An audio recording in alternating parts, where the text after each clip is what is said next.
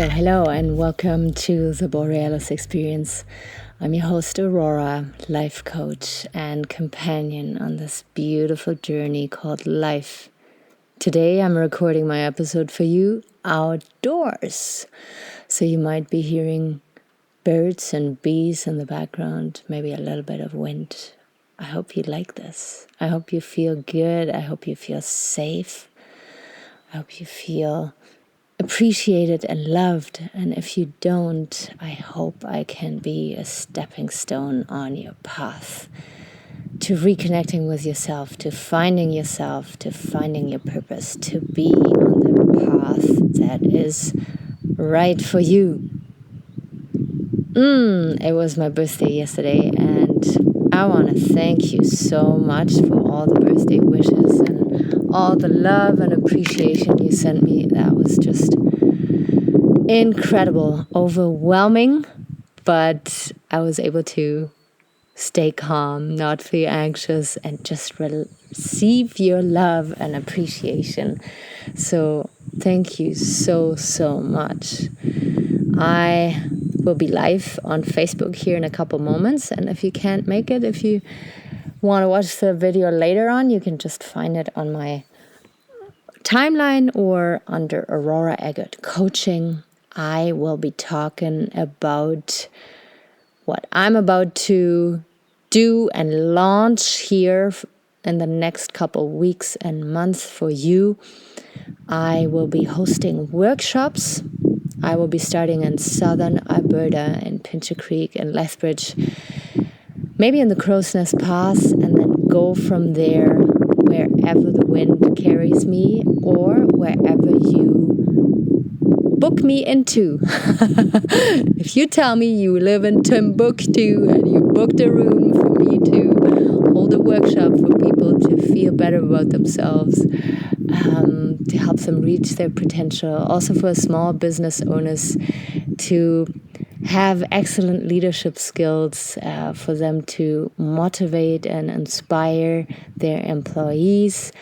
For school teachers, I'm going to offer workshops to feel, less burned out and on top of things. For young fathers, old fathers, young mothers, old mothers, to have a deep and nurturing connection with their children. I will hold workshops for singles, for people who want to find their mate and still feel like they are not tapping into their true potential and are kind of searching around and being desperate to find somebody, but also anxious to get out there again. And for couples who want to have a deeper relationship with their partner again. And there I can just focus on men, just on women, or I take in couples as little groups. And then, you guys tell me in a sync-in session what you need, what you want. I'll get ready, and then on the actual date, you will learn lots about yourself, about the people around you, and I'm just so excited to be out there in the world, not just behind my computer recording podcasts and live videos for you, but to actually interact with people. Now, COVID is more or less over. Let's hope for the best there. And I want to be out there and connect with you in real life.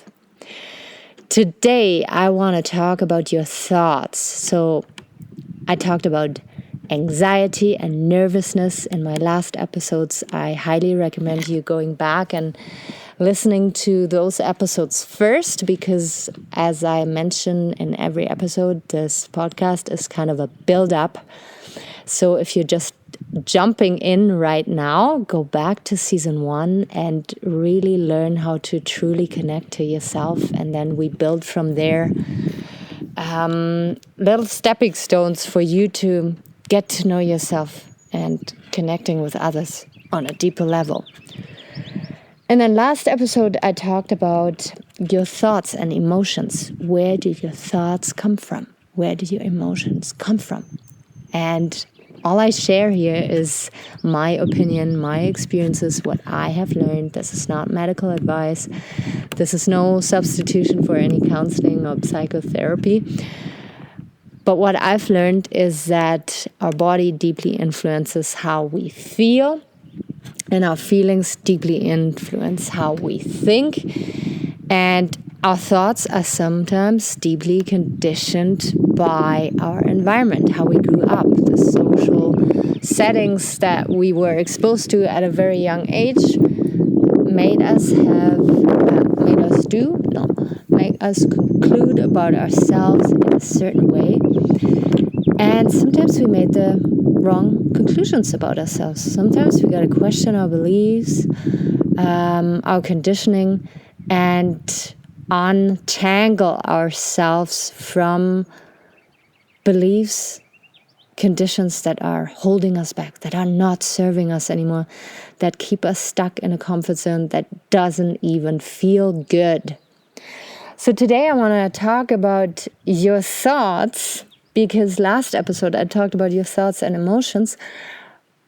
But I also want to make sure that you know that you are not your thoughts. You are not your behavior. Your behavior is strongly connected to your identity and how you feel about yourself and others. And same goes for your thoughts. But if we learn to detach ourselves from our thoughts and to know that we are actually the entity behind the thoughts, right? And this is what you learn when you meditate. And if you're still a newbie when it comes to meditations, when you still have huge resistance to meditation, don't worry. I was there for a long time. I resisted to meditation for the longest time, and I'm still no expert. But what I know it does for me is that I learn to watch my thoughts. And you can do that right now here. Don't worry. I'm not gonna force you to meditate here with me. But let's think about a pink elephant. Let's think about a juicy lemon. Let's think about the smile of a loved one. Now, you think of the elephant, the lemon, the beautiful smile. And all I did is inspire with words something you could be thinking of. Now, do I know how your pink elephant looks like? Do I know in which direction he looks? Is he moving? Is he standing still? What about the lemon? Is it a whole lemon? Is it a half lemon? What about the smile of the person you love? I have no idea who that is, but you have a very precise image of those three things in your mind, and so do I. And that's, again, a very important thing to remember, that the map of the world of your partner, of the people around you, looks very, very differently than your map, how you perceive things. And another thing I want to dive into today is that you are the entity behind these thoughts now, right? These thoughts pop up because you saw an elephant before, you saw a lemon before, you saw your loved one smiling before, so you can recall this memory. So your mind is just such an incredibly awesome tool that you need to learn to use to your advantage. And what I mean when I say you are not your thoughts is that if you were to sit down now and just watch your thoughts floating by as if they were in a river and you're sitting by the shore, it would totally work. You would maybe think of, oh, what is Aurora saying there again today? I don't know what she means. Or I love her voice. Or I'm thinking of my grocery list that I want to get into right after I'm thinking of something that I want to do later in the day. And then you can come back to your breath, come back to your body, come back to the present moment. See, so what I'm trying to do here is to make you realize that your thoughts are constantly running, are constantly influenced about how you feel and about what is happening in your environment. But you can step into observer position, bird's perspective position, and decide if you want to take these thoughts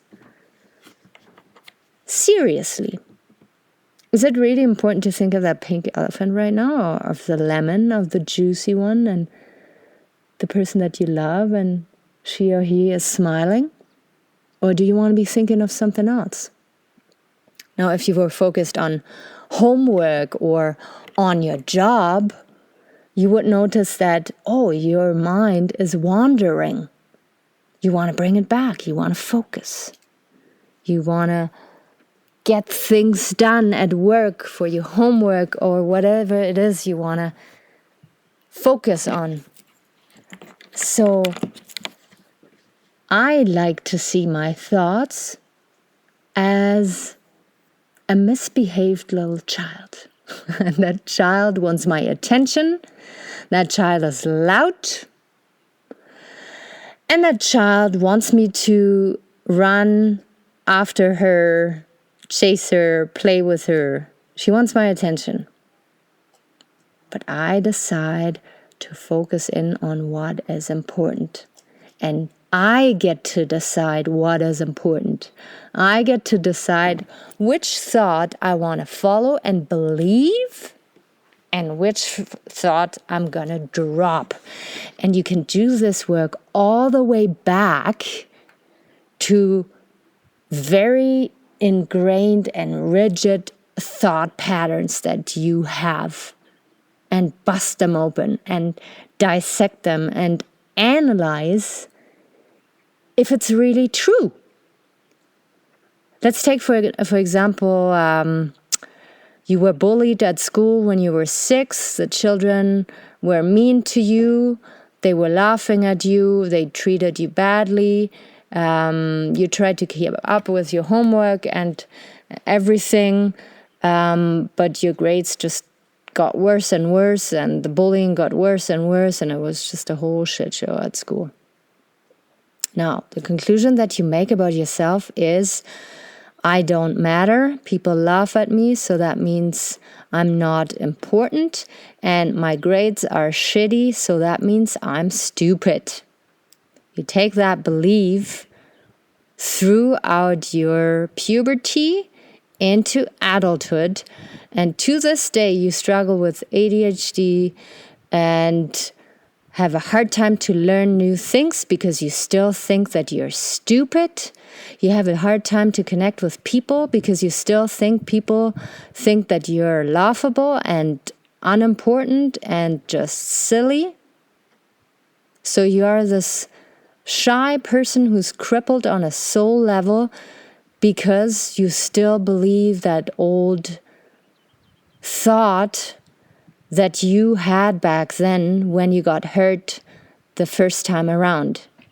You had to make sense of the other people's behavior. And usually as a child, we make everything about ourselves. We protect others because we need others. We want to belong. So if something goes wrong, we usually say to ourselves that something is wrong with us. And if you carry this into adulthood, into your relationships, into your work, you will not be able to do your best because you're not going to show up as the person you're meant to be. You're showing up as the person you are after downloading these limiting beliefs.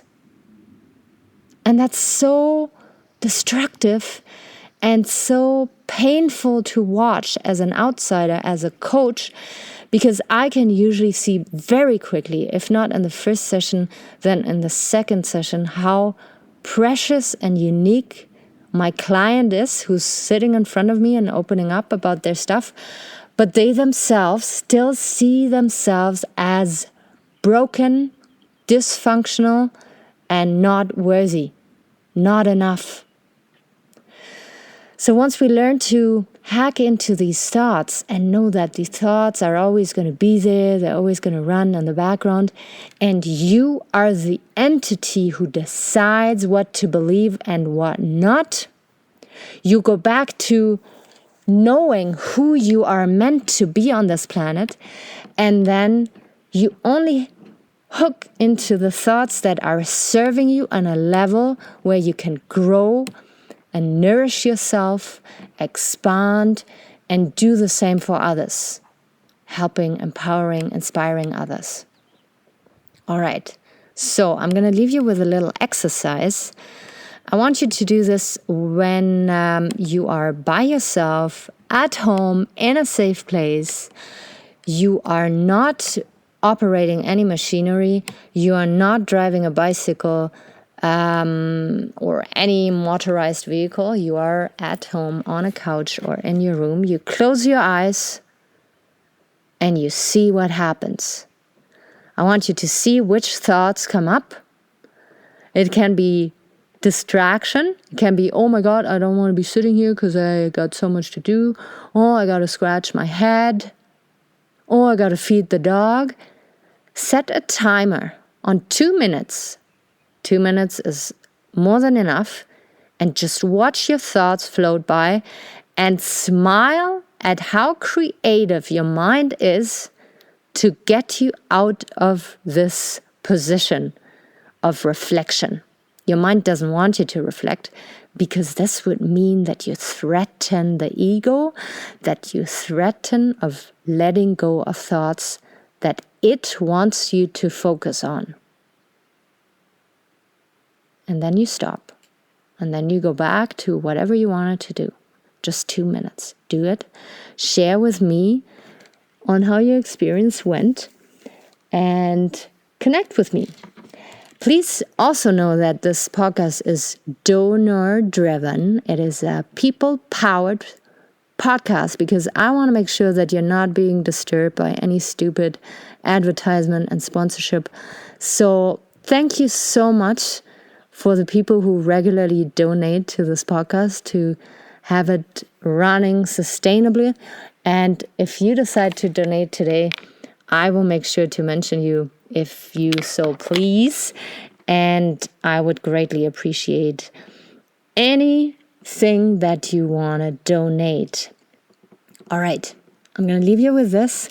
And find the links in my show notes to find out more about Aurora Eggert Coaching, about the donations of coffees. Of course, I'm not going to buy coffees. The money is going to go directly back into my podcast here. And I'm going to leave you with that. Take really good care of yourself. And until next time.